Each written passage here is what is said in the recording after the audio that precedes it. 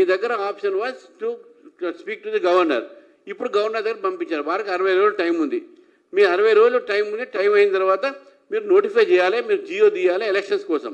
మేము ఇప్పుడు కూడా చెప్తున్నాం, మీరు జియో తీయంటే మీరు నోటిఫై సపోర్ట్ చేస్తూ ఉంటున్నాం కదా, మీరు ఎందుకు తీయట్లేదు? ఈ ఎన్ని ఆలోచన చేశారు? రెండు బిల్లు ఒకటే సబ్జెక్ట్ మీదనా? ఫస్ట్ బిల్ పాస్ చేశారు, ఇదే బిల్లు ఫస్ట్ అప్పుడే పాస్ చేస్తే అయిపోతుంది కదా, అమెండ్మెంట్ చేసి. ఎందుకు చేయలే? ఇంతకాలం వేస్ట్ అయిపోయింది కదా. కాబట్టి తుగ్లక్ వ్యవహారాలు చేయకూడదు. ప్రభుత్వం పరిపాలన అవుతుందో ఇది తుగ్లక్ కన్నా వరస్ట్ పరిపాలన అయిపోయింది ఈ యొక్క కాంగ్రెస్ ప్రభుత్వం. కాబట్టి ఈ తుగ్లక్ పరిపాలన ఆపేసి ప్రజలకు మేలు చేసే ప్రయత్నం చేయండి. మీ యొక్క వాగ్దానాన్ని మీరు నిరూపించండి, మీ వాగ్దానాన్ని మీరు వారు నిర్వహించండి. అంతేగానే మీ యొక్క వైఫల్యాన్ని బీజేపీ మీదను కేంద్రం మీదను వేయకండి అని చెప్పేసి కూడా నేను కాంగ్రెస్ పార్టీకి హితపడుతున్నాను. మళ్ళీ మెడలోంచి మేము చేయిస్తాం, అది చేయిస్తాం అంటే ఇక్కడ మెడలోంచి కాదు, ప్రజల కోసం మేము ఏదైనా చేస్తాం. అది మిమ్మల్ని ప్రజలు వస్తారు, మీ యొక్క భర్తం పడతారు. రాబోయే రోజుల్లో మీ ఓబీసీలకు మోసం చేస్తున్న విషయాన్ని కూడా మీ ద్వారా ఈరోజు తెలియజేస్తున్నాను. అదేవిధంగా ఇప్పుడే 17 సెప్టెంబర్ ఉన్నది. మరి రాజ్నాథ్ సింగ్ గారు కూడా 17 సెప్టెంబర్ పరేడ్ గ్రౌండ్ రాబోతున్నారు. మరి వారు తర్వాత అదేవిధంగా అటల్ బిహారీ వాజ్పేయి గారి విగ్రహం కూడా ఆ రోజు ఆవిష్కరణ అవుతుంది.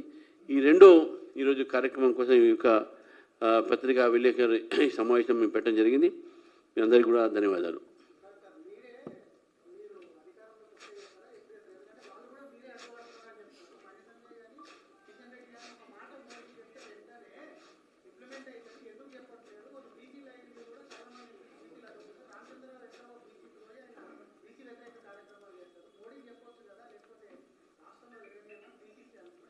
అన్ని బిల్స్ అన్ని కార్యక్రమాలు మోదీకి చెప్పి చేస్తున్నారు.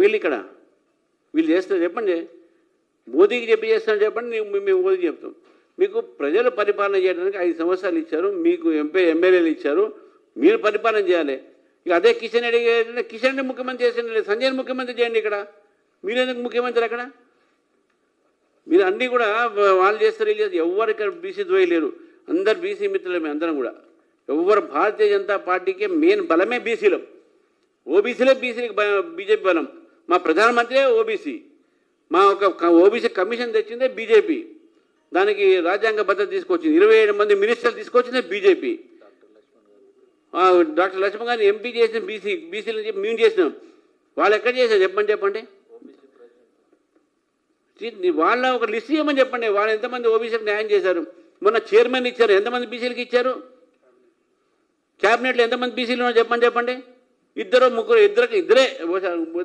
మొన్న ఏమైనా ముగ్గురు ఇచ్చినట్టుంది మేము మేము చెప్పిన తర్వాత. అది కూడా మీ ఊరికే చెప్తా ఉంటే బాగుండదని చెప్పి కూడా పెట్టినారు ఇంకోటి.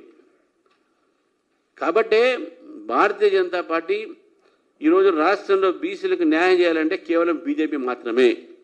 దేశంలో బీసీలకు న్యాయం చేయాలంటే బీజేపీ మాత్రమే. ఈరోజు కేల్కర్ కమిషన్ రిపోర్ట్ దగ్గర నుంచి ఇప్పటి వరకు చూసినటువంటి ఒక సంఘటన చూస్తే బీసీలకు అన్యాయం చేసింది కాంగ్రెస్ పార్టీ. ఇక దాన్ని ఆ సబ్జెక్టు బోధించుకునేది అది పెద్ద సబ్జెక్ట్ అది. కాబట్టి ఈరోజు తెలంగాణ కామారెడ్డి డిక్లరేషను వీళ్ళు చేయకూడదు, అది ఓన్లీ బిట్రేలు.